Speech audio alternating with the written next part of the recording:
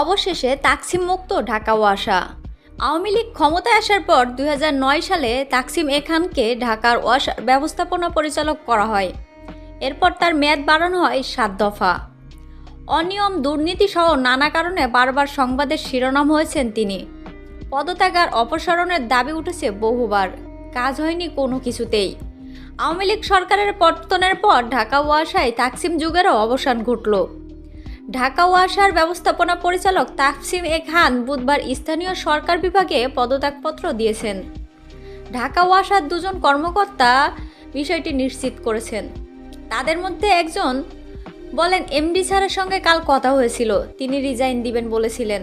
সন্ধ্যার পর সচিব মহোদয়ের কাছে অনলাইনে রিজাইন লেটার পাঠিয়েছেন বলে জেনেছি। বিষয়টি নিয়ে কথা বলতে তাকসিম এ খানকে ফোন করলে তিনি ধরেননি।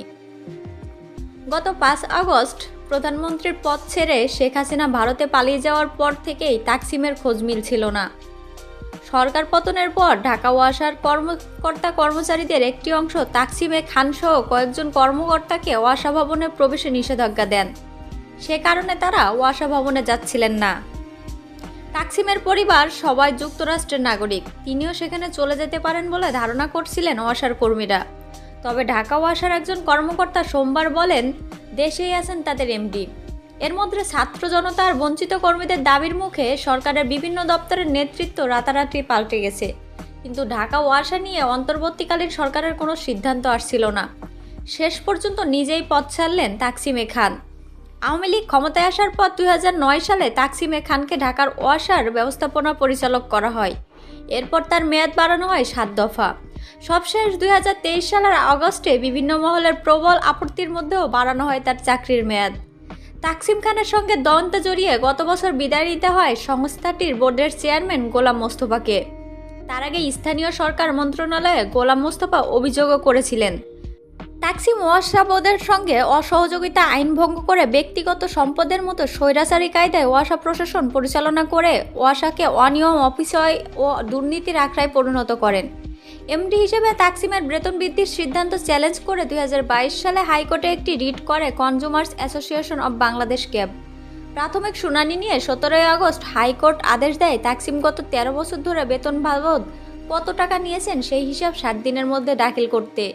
সেই সঙ্গে তাকসিম এ খানকে ব্যবস্থাপনা পরিচালকের পদ থেকে অপসারণের নির্দেশ কেন দেওয়া হবে না, তাকে অপসারণে বিবাদীদের নিষ্ক্রিয়তা কেন আইনগত কর্তৃত্ব বহির্ভূত ধারণা করা হবে না, তা জানতে চেয়ে রুল জারি করে হাইকোর্ট।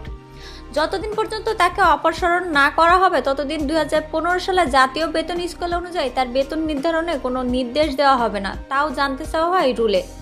সবকিছুর পরও ঢাকা ওয়াসার ব্যবস্থাপনা পরিচালক পদে বারবার তাকসিম এ খানের পুনর্নিয়োগ নিয়ে ছাপাই গিয়েছিলেন আওয়ামী লীগ সরকারের স্থানীয় সরকার ও সমবায় মন্ত্রী তাজুল ইসলাম। চলতি বছরের ২১ জানুয়ারি তিনি বলেন, সাংবাদিকরা আমাকে বিভিন্ন সময় শক্ত করে ধরেছেন। বারবার সমালোচনা হয়েছে ঢাকা ওয়াসার ব্যবস্থাপনা পরিচালক তাকসিম এ খানকে নিয়ে। তারা বলেছেন, কেন বারবার ওয়াসার এমডি হিসেবে বর্তমান এমডি থাকেন, কেন এতবার তাকে দায়িত্ব দেওয়া হয়েছে।